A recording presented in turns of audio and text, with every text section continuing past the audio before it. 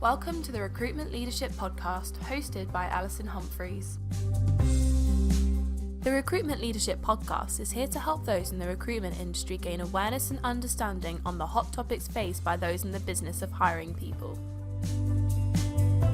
In each episode, Alison Humphries is joined by a fellow expert to offer professional knowledge, insight and advice on the biggest subjects affecting recruitment businesses. It's the podcast to listen to for recruitment business frontrunners seeking expert information from industry-leading advisors. Welcome to the Recruitment Leadership Podcast.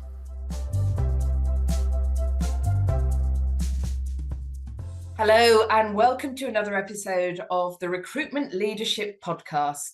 Thank you for joining us. If you're new to the Recruitment Leadership Podcast, then do subscribe, because you'll find that we deal with a wide range of services, products that are of interest, but also opinions about different aspects of running that business. Now, today, I am delighted to be joined by Louise Triance. Hello, Louise, and thank you for joining us. Thank you. Louise is a long-term stalwart of the recruitment industry.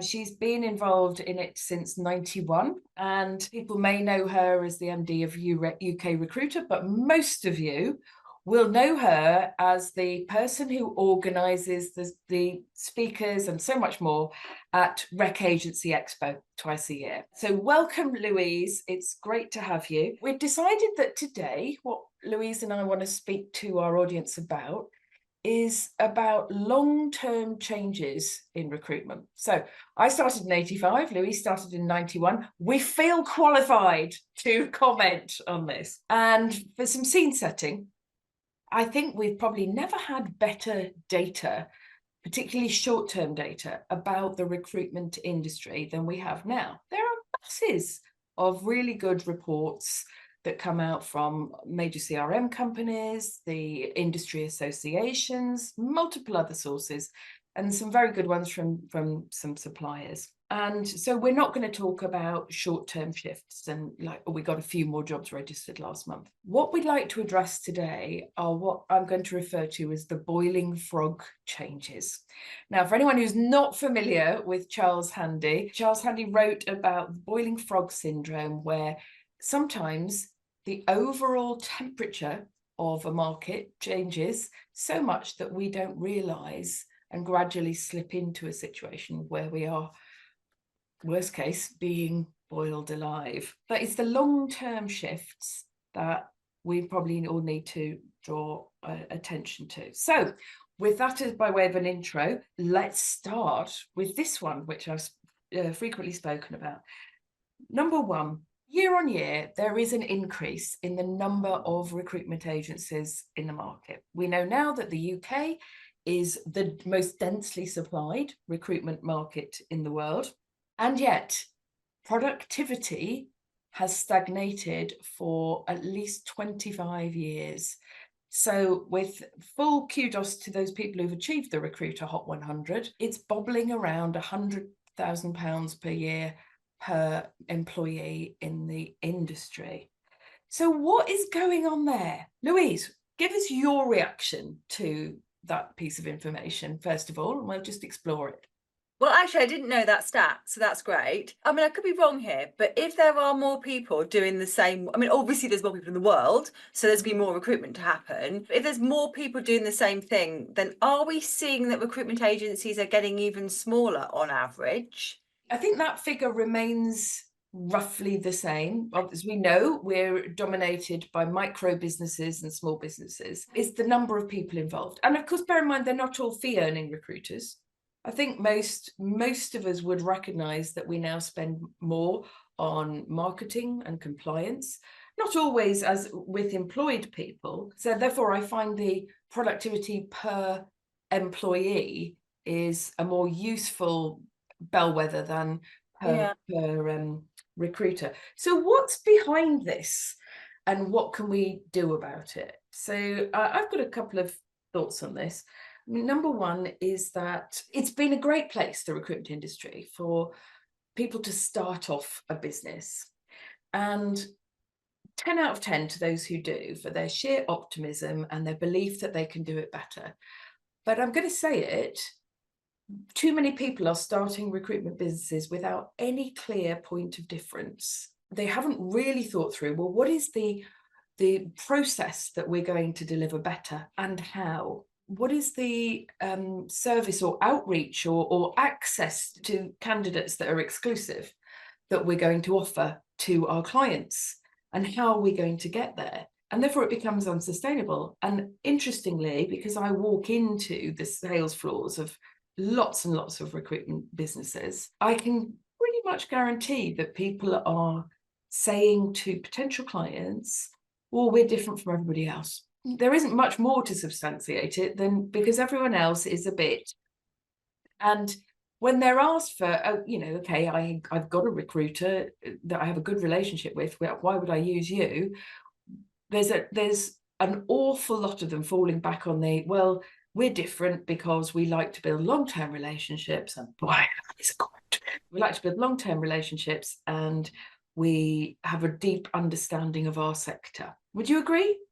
Yeah, and I don't think that's changed. I think that if you 10 years ago, 20 years ago, if you asked people what differentiated them, they would have said it was their understanding of the market, a deep understanding of our niche. They would have said it was their candidate database. They would have said that their consultants were industry experts. I guess now some of them might be saying they're differentiating themselves in the tech that they use.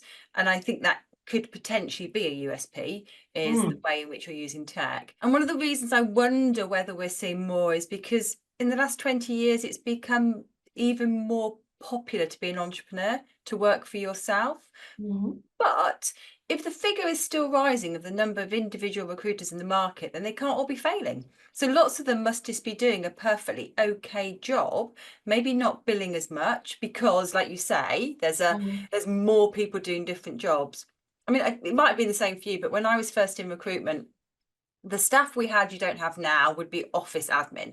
So receptionists, although you'd probably still be, but secretaries and typists we had. What we didn't have at first was anyone doing IT, because that was handled not in the cloud, but on physical servers by a company who was doing our CRM.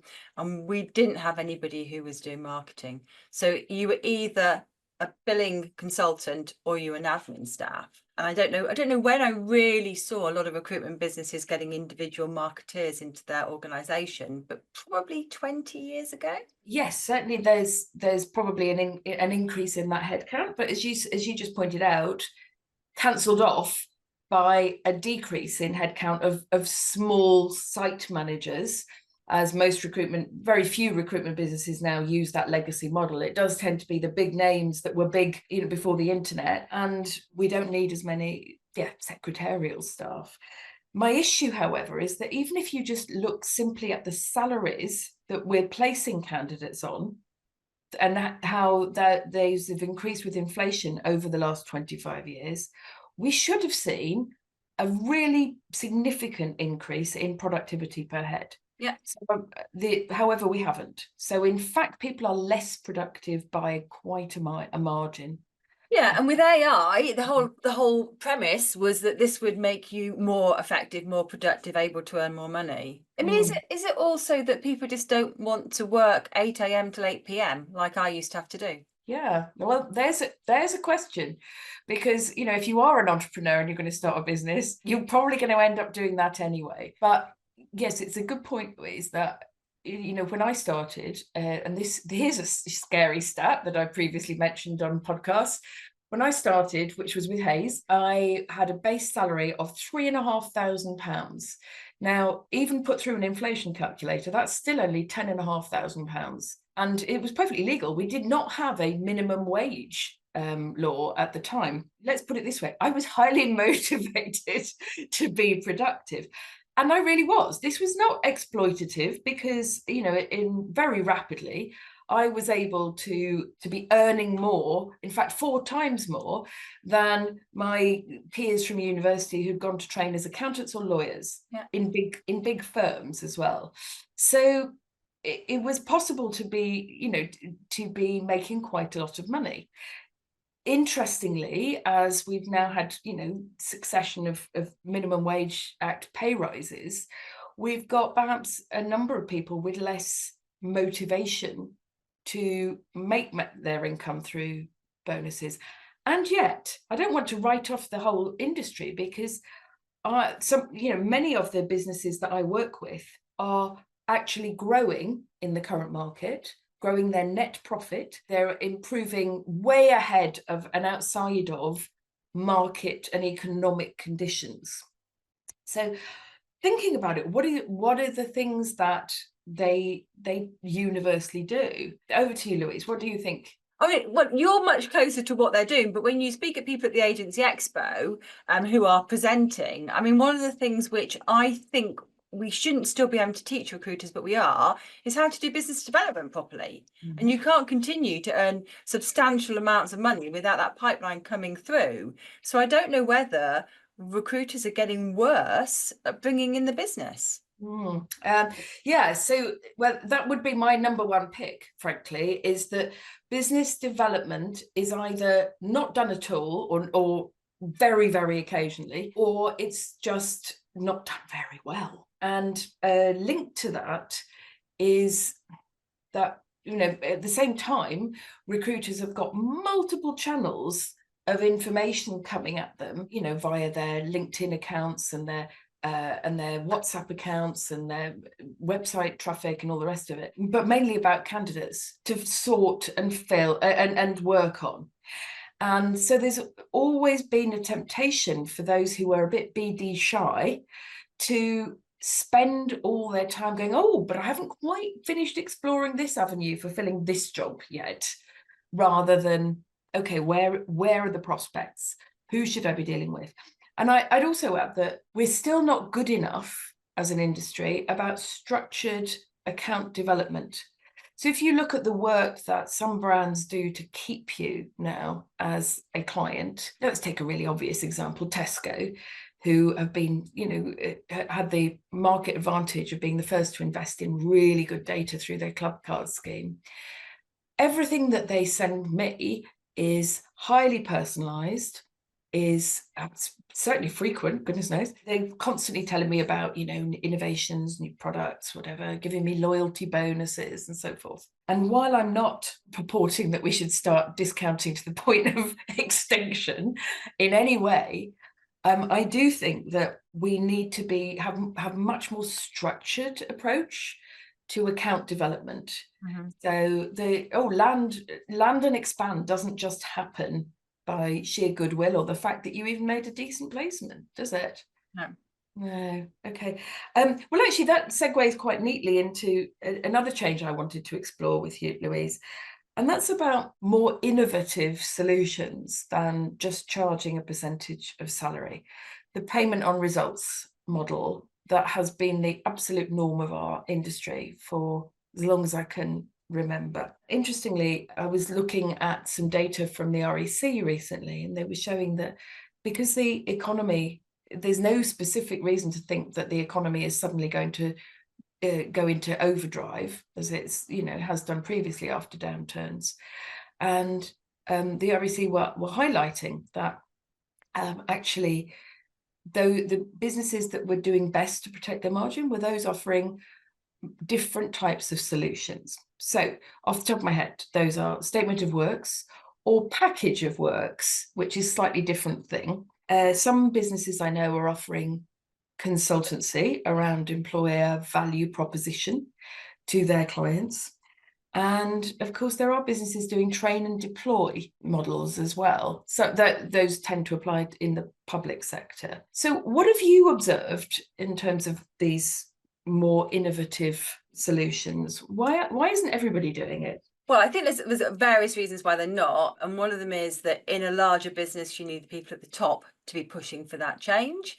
So if you don't truly believe that the recruitment is a consultative model, you think it's more transactional as a business owner, then some of those would not be attractive to you, no matter what your consultants told you. Some of it is a very hard sell. until you've proven the model. So someone a while ago did a show with me about how their marketing organisation, how recruiters should be helping their end clients with their employer brand. So, you're advertising on behalf of this company, you should be really delving into their employer brand, helping them to refine it. But until you can prove that's really effective to clients, they're going to say, well, actually, you're just my recruiter. And I think that that's part of the problem, is that at a very core level, lots of organisations just want the recruiter to get that person. I mean, it's no one wants it to be bums on seats. But at the end of the day, they want a bum on that seat, and they want to get there in the way which suits them. And sometimes that's about elevating their brand at the same time, and sometimes that's not. And if you don't truly understand your client, you're going to be offering services to them that they don't want. And I think that's part of it, is a real understanding of what this thing is you're going to offer, who it's going to work for, evidence that it's going to work, and the ability to sell it in. And what recruiters are good at is selling in a traditional recruitment offering. And some of them are not even great at that, and they can only sell contingency, which I know works in some cases. I'm not saying it's not a model that should be used, but not everyone can sell retained search. Not everyone can sell executive search. So these are models which have existed in our space for forever, and people still aren't comfortable selling. So selling something more sophisticated, it's time consuming as well. It's a lot easier to say, I know you're hiring for a marketing manager, and if I find you someone, you'll pay me a fee.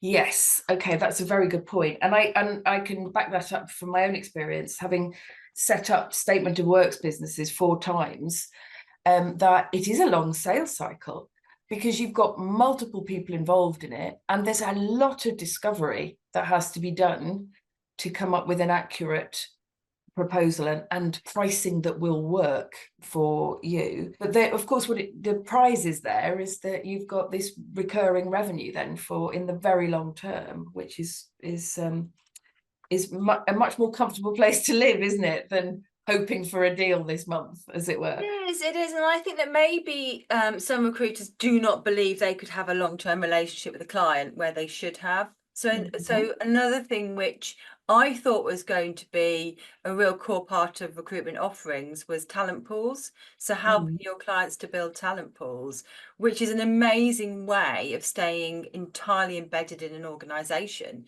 is managing that talent pool for them. And I know some recruiters do it, they do it incredibly well, but it's not a core offering. So why did that not work as it could have done? That's an interesting question. And I think the point you made at the beginning of this section was that actually lots of people just go that it's not that they love the transactional percentage on results model, it's that it's familiar, isn't it? And therefore it seems like, well, it's much easier to say yes to, because you're not really saying yes to anything. No, you're not. And I think that once you're embedded in an organisation, there's a real opportunity to say this is a better way of working together. And I've seen that happen so many times. I'm sure you have as well, with people you're working with. When they've got that great relationship, that's when they can start to introduce things which work out best for both of them. But at the end of the day, as a recruiter, you need to make money off that customer. And at the end of the day, they need to feel they're getting value for it. And sometimes those two things are just not aligned. Just thinking about the micro reasons for that, is that even if the recruiter is very committed to a different model that they genuinely believe will provide better value, sometimes they're dealing at the wrong level in their client organisation, and so their client doesn't actually have authority to sign off anything that's, for example, a retainer that's more of a commitment. You also mentioned, when we spoke earlier, Louise, you also mentioned that sometimes recruiters are reluctant to commit themselves in a retainer or a statement of works because they don't perhaps understand enough detail about what their candidates actually do. Would you just like to expand on that? Yeah, so I think this is another shift that's happened over the years. And it's an ironic shift when we're still selling a deep understanding of the industry. Is I think that there's 3 parties in a hiring process. There's the job seeker, obviously the recruitment company, and then the hiring manager, HR. And I'm not sure any of them entirely know what they're doing. And as years have passed, I have thought recruitment is a little bit more like location. When you watch that, They say, I want to live in a house in Surrey with a garden and blah, blah, blah. And in the end, they buy something completely different. Mm-hmm. And over the years, I've realised recruitment is more and more like that, where you are Kirsty and Phil, and you've got a hiring manager who thinks they know what they want, and you've got a job seeker who thinks they know what they want, and they don't necessarily, and you've got to somehow navigate that. And if you don't know what you're doing as a recruiter, it's much more difficult. So the real skill in recruitment is being able to understand what someone else wants when they don't know themselves. And that, I think, is where, I mean, how you make that your USP, I don't know. But once you've got that down to a fine art, you are invaluable, because you're unpicking your overall understanding of the organisation, your knowledge of what the hiring managers are talking about, the knowledge of what HR is telling you, or recruitment, which could be completely different, and then your job seeker, who is a human, whose mind keeps changing, who isn't quite sure, who could take any one of many paths. And so I think that that's what overly complicates recruitment. Can't get away from it until some sort of AI can read everybody's minds, and then that will be the death of the recruitment consultant. Right. Okay. Oh, that's such a good way of looking at it. People don't know what they actually want or need, and the real skill is in helping them get there. I guess it's like walking into your GP surgery and saying, "Oh, I've Googled it. This is what I want." And actually, it's the doctor's diagnostic skill that might take you down a completely different path. Yeah. Yes.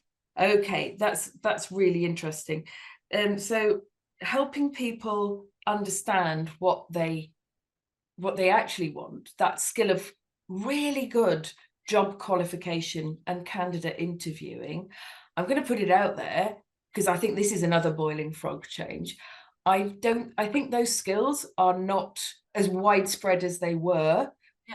Sorry, that's a little unfair, because there's a much bigger population of recruiters now, but I see the distribution is small of those real skills.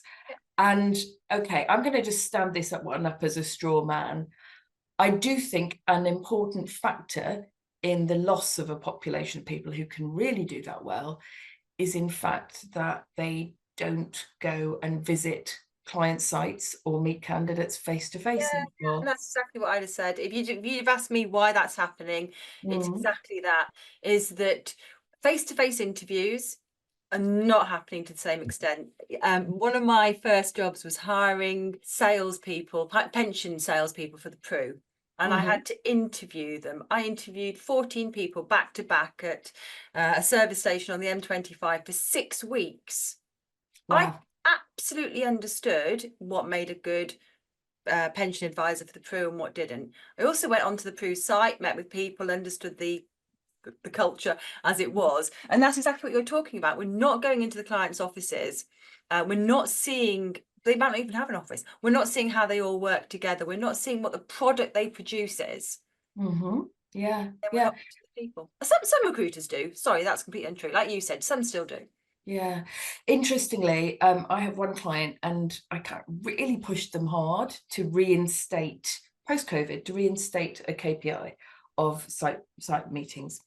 And in this particular client, having arranged 9 meetings altogether, the consultants over the month, they came back with 11 retained or exclusive assignments, which is pretty impressive. Even more impressive is that none of those assignments were known about to any meaningful degree before they got in the car or on the train to go and visit these clients.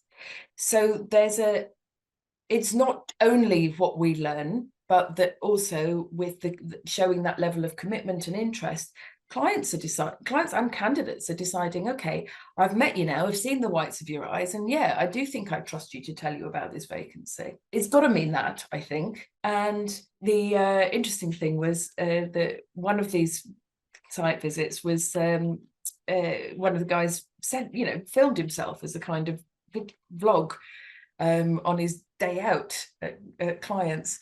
And what nobody had thought to mention to him was that it's not appropriate to wear shorts to client meetings. So it's even more of a miracle that it came back with the assignments. But there is a kind of an understanding about what is acceptable in a business meeting that I think is often missing and we can't take for granted, because people aren't seeing it go on around them, are they? They're not seeing their colleagues come in a suit that day because they happen to be going on site meetings. And, you know, while I'm a huge fan of them, I do think it's important that recruiters actually do a total refresher training on site visits, in-person interviews with their team, if they're going to ask them to do that going forward. So let's just summarize where we've got to. We've described these boiling frog changes. One is the decreased productivity per head that we're experiencing, and we've spoken about some of the lack of a point of difference and the lack of consistent BD activity. Another one is that the solutions that we have traditionally offered are viewed as expensive and often disappointing results. And there is a market now for more innovative solutions, but not very many people feel that they're able to sell those effectively. And kind of linked to that, we've also explored the missing element of face-to-face in real life meetings, and Zoom doesn't hack it. You know, when I go to networking meetings in person, I frequently get people come up and introduce themselves, and I've been on Zooms with them in the last fortnight, and I don't have any recollection of it. So they're doing better at it than me. I think that takes us neatly on to another point that you raised before, Louise, which is about the candidate experience becoming less human. So can you just expand on that for the group? Yeah, and I think that maybe, again, 15, 20 years ago, I felt that we were actually really caring about the candidate experience. You know, the things that you do well in a recruitment process are things like properly briefing your candidates before an interview, giving them feedback after an interview, sending them an acknowledgement letter when they send their CV, rejecting them. I thought kind of we'd got past some of the concerns about that. Yes, job seekers are still being ghosted. But oh my word, are they being ghosted now? And in return, they give the same back to the recruiters. So don't be too surprised when job seekers start ghosting you, because it happens both ways. But now what I'm seeing is actually that tech, which purports to better support the candidate experience, really doesn't necessarily do that. So what you might hope for something from AI is this ability to use automation or chatbots to take over those candidate touch points, but they're not doing it in necessarily the way job seekers want. So right. I think that we were uncomfortable with using chatbots with job seekers. Evidence is that they're perfectly happy with that when used right.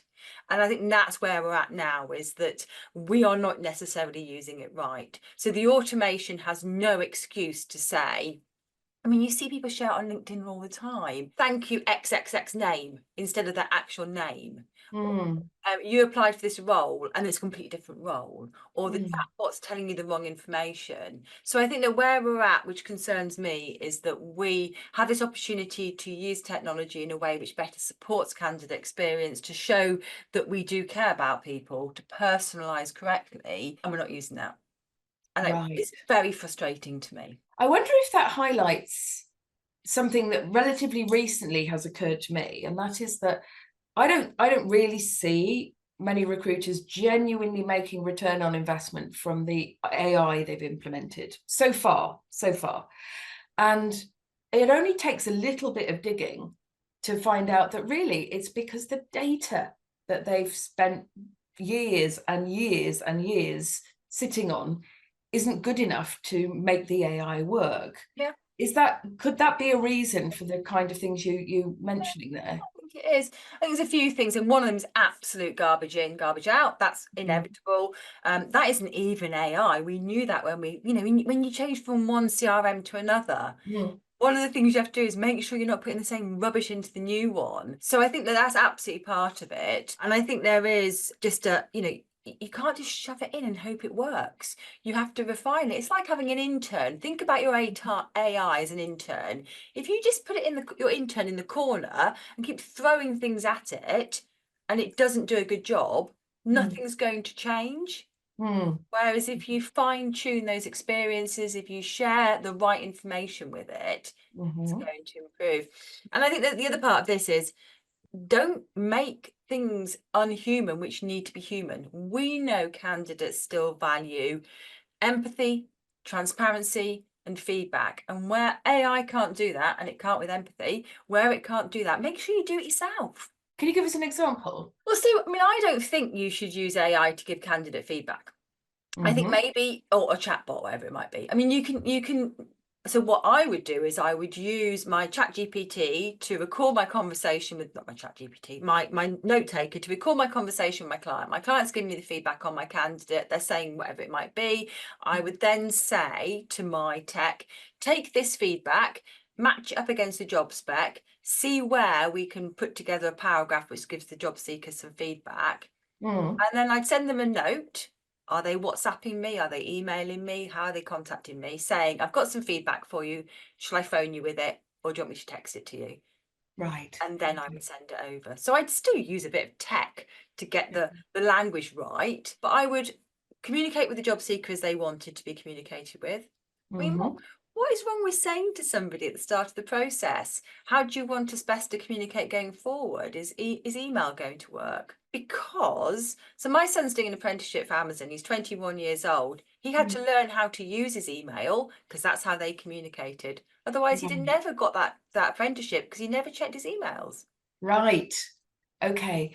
So, yeah, I see what you're saying is that we're trying to very quickly implement something that doesn't really involve any hard work. And I wonder if actually we're going to take implementations of things very much more seriously and value data more, because everything that we're discussing here, you know, if anyone who's thinking, oh, they're all doom and gloom and it's the end of the recruitment industry, far from it. I think you and I will both be big flag wavers for the idea that these are all opportunities that the right people can actually explore and do better in, aren't they?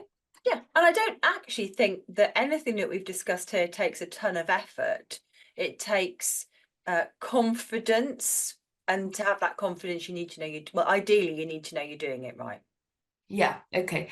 And that means that actually understanding the tech, any tech that you're implementing is very helpful as well. So we've touched on low touch, less human recruitment and particularly in the candidate experience. I think a good place for us to finish would be a positive long-term shift, Louise. So do you want to expand on our earlier conversation about collaboration? Yes, I was just thinking which one was my positive one, because I don't mean for this to be negative. I actually still utterly love recruitment, and I do see a lot of positives, so please don't get me wrong. So this is one which I have definitely seen coming. A long time ago, I was going to run some recruitment directors events where recruitment business owners would get together in the room with each other. And people said to me, it will never work. They will not talk to each other. They're competitors. They will make stuff up to make themselves seem better. And I was like, no, I'm going to do it. And we ran them for probably 8 years, where 60 recruitment business owners from all different types of businesses, some of them were definitely competition, would get together once a quarter in the same room and share. And Alison, I know you've got exactly the same experience in what you've been doing. So collaboration is amazing when it happens. Don't doubt that it can. Yeah, I think you're absolutely right. I think that partly because we are now much more of an ecosystem and recognize that there are differences between recruiting in, say, a highly regulated market and one that's much more just based on commercial imperatives, or recruiting internationally as opposed to domestically, or whatever it might be.